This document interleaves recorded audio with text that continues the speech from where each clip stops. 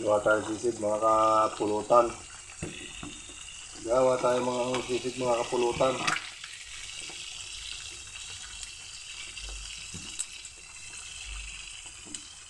Sisig ano, ingredients. Mga kapulutan. Ara naman yung ginayat na minokos-mekos ng mga sibuyas, mga kapulutan. Ari na ang ginayat na minekos-mekos, mga kapulutan. Ay na ho, luto na ang sisig.